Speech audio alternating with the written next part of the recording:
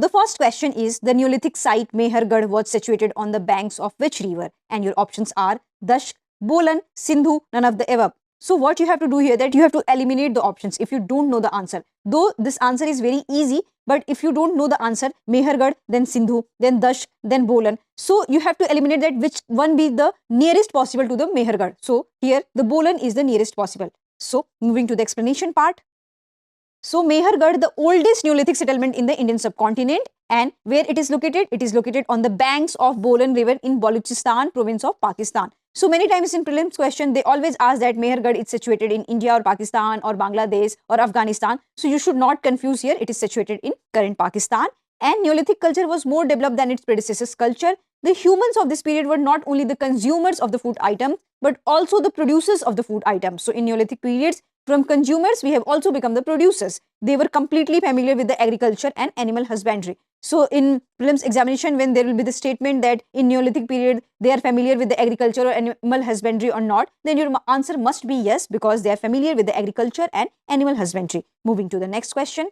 Next question is, with reference to the types of records, which of the following statement are correct? And your first statement is, in the records of Emperor Ashoka, state orders were issued to the public and officials. And the second one is, Buddhist, Jain, Vaishnav sects had made ritual inscription. Third is, Prayag Prasasti is an example of inscription praising the virtues and glories of the king. And here they are asking the correct statement or correct answer. And your options are 1 and 2 only, 2 only, 1 and 3 only, 1, 2 and 3. So coming to the explanation part, first we need to understand how many types of records we have in the Mauryan period. So we have 3 kinds of records. And the first record is, the record have divided into several categories, and their records contain information about the social, religious and administrative decrees and decisions for the officials and the publics. Hence the first statement is correct. And the second category of records include ritual records, which have been engraved on the pillars, stone slabs, temples, statues installed with devotion by the followers of sects like Buddhism, Jainism, Vaishnavism, Shaiva. So hence statement 2 is also correct. And then coming to the third one, the third category of inscription includes to the prasastis, which describe the qualities and fame of the kings. And Samudragupta Prayag Prashasti is one such kind of the inscription in which only the praise of kings has been written, not the weaknesses of the king. So this is the third category. So hence option D is correct. It means that all these statements are correct. Moving to the next question. Next question is, with reference to the history of ancient India, which of the following statement is false? In ancient times, Prakrit language served as the lingua franca of the entire country. And the second one is, 2 ancient epics, Ramayana and Mahabharata, were originally composed in Sanskrit language. And the third one is, the inscription of Emperor Ashoka were written only in Prakrit language and Brahmi script. And the fourth one is, the Greeks called our country India. So what you have to eliminate here? So you have to eliminate the what is the absurdity about any statement. So here this is the entire and here this is the only. So many times what we have found that if any statement contains only, sometimes entire, so there are high chances that those statements are incorrect. But what happened into this question, that only C is incorrect, because they has these kind of the absurdity that only in Prakrit and Brahmi script. So moving to the explanation part, the inscription of Emperor Ashoka are in Prakrit language and Brahmi, Kharoshthi and Aramaic. So you must know that what are the scripts of the Emperor Ashoka. So Prakrit, Brahmi, Kharoshthi and Aramaic scripts, and the language is Prakrit. And in the northwest Afghanistan, their language and scripts are both Aramaic and Greek. So you cannot show that only Prakrit. So hence option C is the correct answer. Moving to the next question, with reference to the Neolithic period, which of the following statement is false? And the first one is, used weapons made of bone. The second is, people knew the art of building construction. The third is, remains of Neolithic animal husbandry have been found in Pikhli Lal. And the fourth one is, remains of pet dogs buried with their owners have been found in graves recovered from Bufkaral. So here the false statement is D. Coming to the explanation part, remains of pet dogs buried with their owners have been found in graves recovered from the Burj home in Kashmir, not Gufkaral. And Gufkaral is known Mardi, which also means Kulal, for potter's cave. The peoples here used to do both agriculture and animal husbandry. So D is the false here.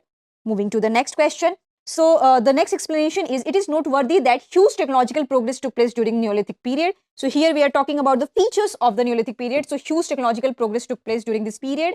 And because during this period, people developed the skill of farming, weaving, pottery, building construction, animal husbandry, and also the writing. So you must know all these features of the Neolithic period, and these are the prominent features of the Neolithic period.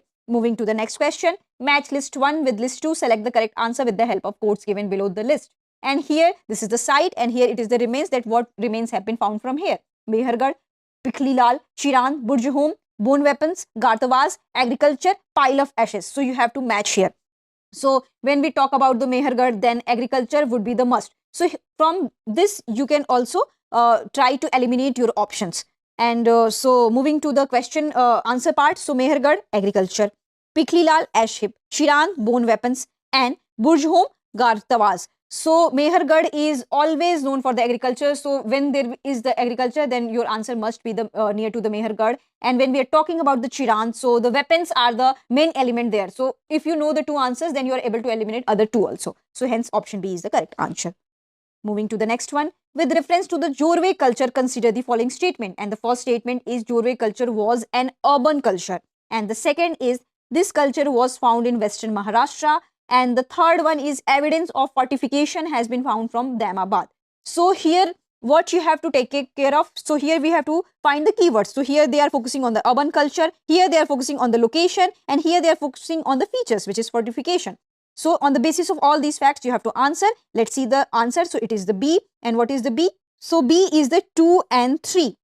So coming to the explanation part, Jorwe culture was rural. So that's why the first statement is incorrect. And Jorwe culture was found mainly in Western Maharashtra. So that's why the hence statement 2 is correct. And what are the other sites where Jorwe culture is found, and archaeological sites which are near to the Jorwe, which is Nevasa, Damabad, Ahmednagar district, Chandoli, Songaon and Inamgaon, Prakash, Nashik in Pune district. Evidence of fortification and construction of moat has been found from Damabad of Jorwe culture. So that's why the statement 3 is also correct. So coming to the next question, which of the following culture is considered separate from the Harappan culture? Your options are Malwa, Jorwe, Kaitha, Gyaneshwar. Select the correct answer using the code given below, and your answer is B, which is Malwa and Jorwe. So moving to the explanation part. Malwa culture was found in Naudatoli, Aren and Nagda. This culture is considered separate from the Harappan culture. Jorwe culture, which was spread partly throughout Maharashtra except Vidarbha and Konkan, and had Chalcolithic settlement in the southern and eastern parts of the country, independent of the Harappan culture. So Malwa and Jorwe both have a different feature. So that's why the answer is Malwa and Jorwe. Coming to the third one, Kaitha. The pottery of the Kaitha culture, which is junior to the contemporary of the Harappan culture, has some pre-Harappan characteristics and also shows the Harappan influence. Then coming to the Gyaneshwar, Gyaneshwar culture can be called as also pre-Harappan Chalcolithic, considering its microstone objects and other stone tools. Though Jorwe also had Chalcolithic settlements, but it is not similar to the Harappan, and their time periods are also different. So Jorwe is independent from the Harappa, and Malwa is also independent from the Harappa. Coming to the next one, which of the following foreign narratives describes India-Italy trade? Indica, Natural Historica, Periplus of Athenian Sea, and Geography. The answer is Natural Historica. Then coming to the explanation, the description written by Pliny in Latin language is Natural Historica. So who has written Natural Historica? Pliny. Megasthenes has written the Indica, and they have written about Chandragupta Maurya. Periplus Athenian Sea, we don't know the exact author of this particular thing, but it talks about the trade and geography written in Greek about the India. So these are things important for the text, so you must know about all these three texts. Moving to the next one. Next one is with reference to Stone Age life, which of the following statement is correct? And the first option is the oldest settlement of the Neolithic period in Indian subcontinent has been found in the province of Pakistan. And the second is painting develops in Mesolithic period, the evidence of which is painted caves located in Bhimbetka. In the Kashmiri Neolithic culture in the northwest, there is a lack of various types of macroliths of stone and bone. The people of Burjhom didn't use grey pottery. So these are the statements. So the first statement is the oldest settlement of Neolithic period in the Indian subcontinent has been found in the Sindh province of Pakistan. So let's go for the answer, and the answer is C. So C is in the Kashmiri Neolithic culture, the northwest, there is a lack of various types of macroliths of the stone and bone. And here they are asking the correct statement. So coming to the explanation, the oldest settlement of Neolithic period in the Indian subcontinent is in the Mehergarh, located in the Baluchistan province of Pakistan. In the beginning, we had discussed about the Mehergarh, and this was 7000 BC. So the time period is 7000 BC, and painting was already developed in Paleolithic period itself. And people of Paleolithic and Mesolithic period used to make paintings. Prehistoric artifacts are found in many places, and Bhimbetka is also one of the place which is very famous for its cave paintings in Madhya Pradesh. And the paintings in these caves date from the Paleolithic period to the Mesolithic period, and the paintings differ according to the time period. So hence statement B is wrong. And the people of Burjhom used grey pottery. So it is also wrong. So only C is the correct one. Moving to the next one. Next one is the with reference to the megalithic culture, which of the following statements are false? So you must know the instruction of the questions, that what the question is asking. Megalithic people used to take shelter on the slopes of hills for settlement and for burying dead bodies. So this is about the megalithic culture. These people used to grow paddy and sorghum. Third one is these people had no knowledge of use of iron. And the fourth is the method of partial burial was prevalent during the megalithic period. So here what you have to eliminate the absurdity, had no knowledge. So these kind of things, so might be sometimes it can be right also and sometimes it can be wrong also. So coming to the explanation part, so the B is the correct answer. The culture that emerged in the south. So megalithic is not just limited to the south. It is also spread to the northeastern part of the country. Manipur, Nagaland, Arunachal Pradesh has big megaliths. And what is megalith? So mega means big and liths mean stone. So big stone culture. So what mostly the tribal people, the nomad people used to erect huge megaliths. So that's why the name is megalith. And stone tombs are called megaliths, and humans were buried in these caves. And sometimes it is not always a burial site. It is always also for the worship. It's also for a kind of idol. It's also related to any ritual. So it's not necessary that all these things are the burial sites. And so hence statement 1 is correct. So because they are generally lived on the slopes of the mountains. So because of this, statement 1 is correct. Then coming to the second one, in addition to paddy, the megalithic people also cultivated ragi. So sorghum was not there. Iron, tools, horse skeletons, and stones and gold ornaments have also found in megalithic graves.